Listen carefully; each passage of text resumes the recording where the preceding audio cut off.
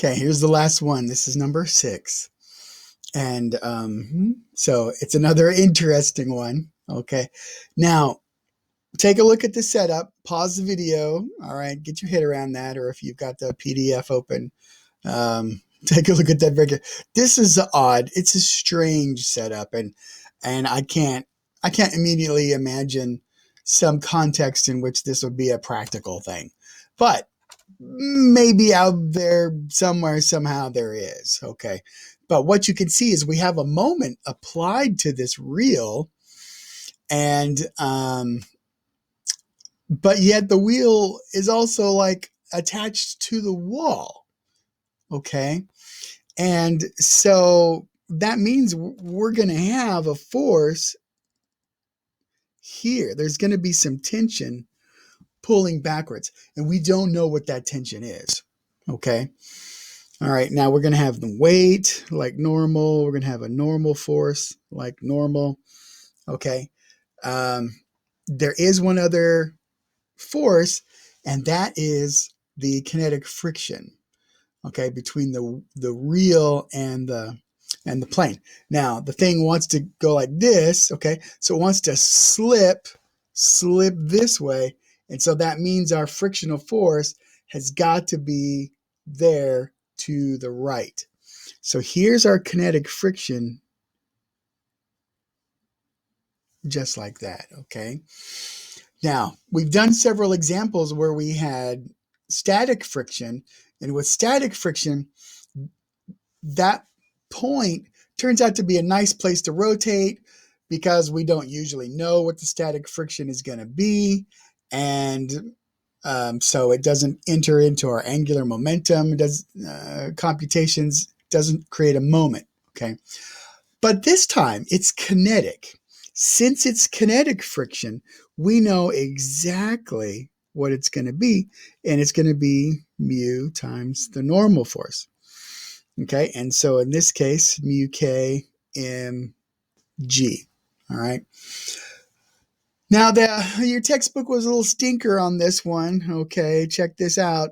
They did everything in English. Pounds, feet, pounds. Okay, that sort of thing. And so be careful when you're doing this, because you might. It's super easy to screw this up. But what we're going to have here for our friction, Fk, is the coefficient is 0.15. All right, m in this case is 150 divided by g. Okay, but then times g because it's mg. All right, I could have put m. I could have just put 150 in there, but I wanted you to see that.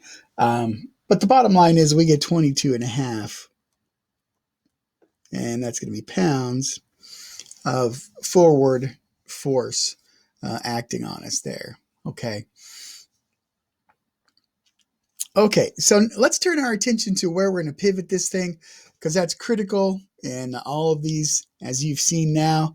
And as you've also seen, it's handy to put it at a place where it's going to eliminate an unknown force. And so let's do that point right there. Now, it's not labeled. I'm going to call it B.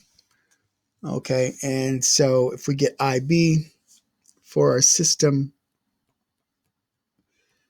okay, it's our geometry term, which is going to be our mk squared, and then plus m some radius, okay, and it's going to be a distance from the point B to the center of mass, okay. And so in this case, that turns out to be just 1, okay. So we're going to 1 squared. And once you put those values in, okay, and remember that m's got to be 50 over 32.2 when you do your calculation. But what you're going to get there is 1194. Okay, now we're ready to plug in to our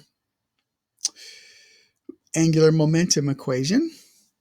Okay, we're starting from rest. So we get to toss this term. And so we'll have I at B, omega final. And then we've got the 25 pound-feet of moment. And that's a negative value. And then the other moment we've got is from our friction. Okay. So we're going to have, and that's going to be positive around our point B. So we got F, and then let me call this R sub B. And then there's our delta T. Okay. I don't know if you guys can hear my dogs in the background, but they're not very happy about the pest control guy who's going to be walking around the house, but they'll get over it. Okay. Let's figure out, let's think for just a second about R sub B. Okay. And we point out here that R sub B is actually this distance right here from A up to B. All right. So RB is going to be that outer radius minus the inner radius. Okay. So RB is just going to be a half. Okay. So watch out. Little things like that can trip you up. Okay. So try to do those kinds of things very carefully. Save yourself some trouble in the long run. All right.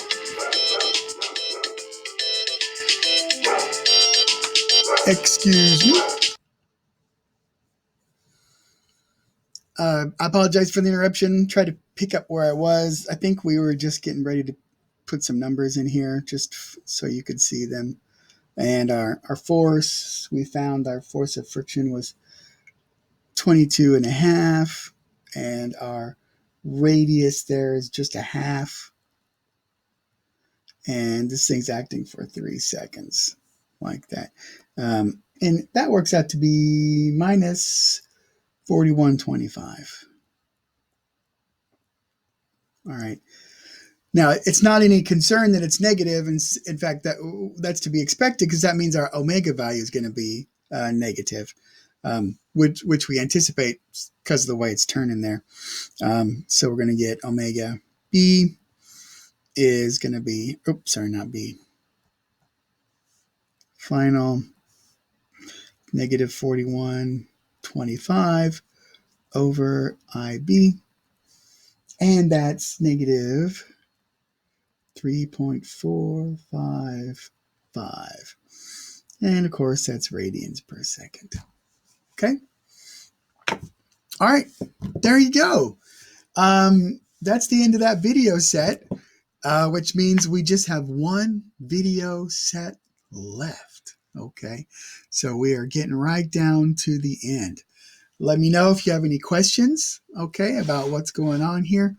And I'll get back to you as soon as I can.